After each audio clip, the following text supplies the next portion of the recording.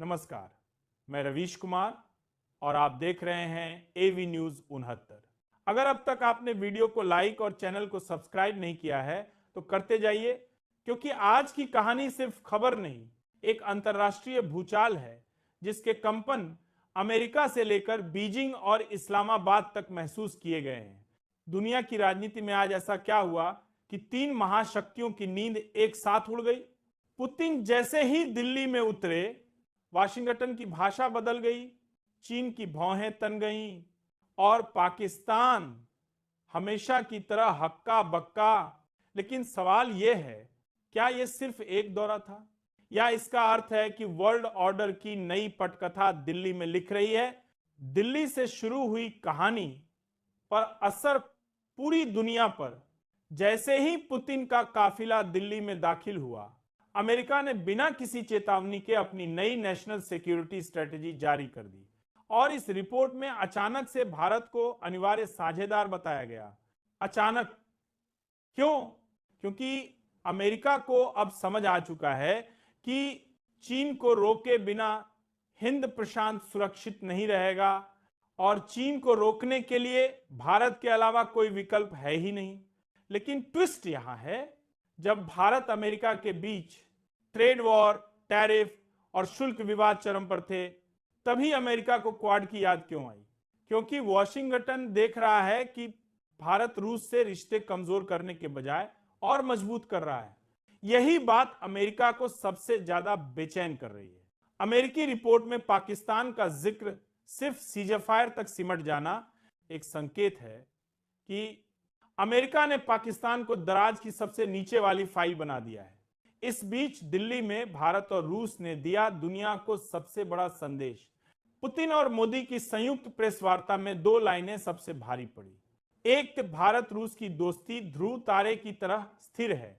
भारत अपने निर्णय खुद लेगा, चाहे दबाव कहीं से भी आए। इन बयानों ने वॉशिंगटन और बीजिंग दोनों को साफ संदेश भेज दिया, भारत अब किसी खेमे का हिस्सा नहीं, भारत खुद एक धुरी है।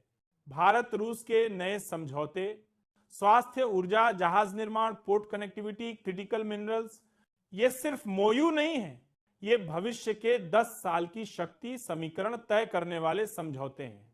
विजन 2030 पर हस्ताक्षर भारत रूस आर्थिक साझेदारी को नए स्तर पर ले जाएंगे।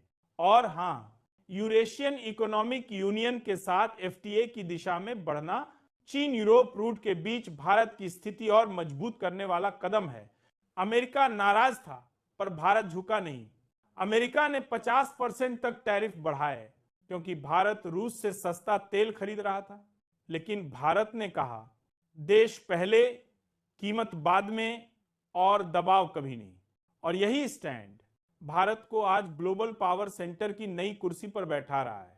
नई विश्व व्यवस्था में भारत की भूमिका अमेरिका की रणनीति रिपोर्ट साफ कहती है, अगर दक्षिण चीन सागर पर कोई देश नियंत्रण करेगा तो दुनिया की अर्थव्यवस्था जोखिम में आ जाएगी।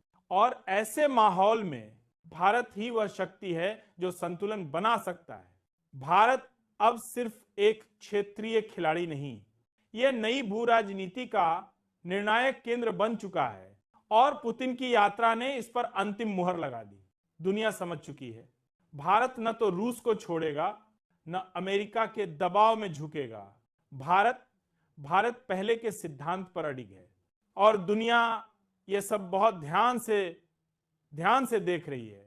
अगर आपको ये रिपोर्ट सूचनात्मक लगी हो तो वीडियो को लाइक करें, शेयर करें और एवी न्यूज 69 को सब्सक्राइब करना बिल्कुल न भूलें।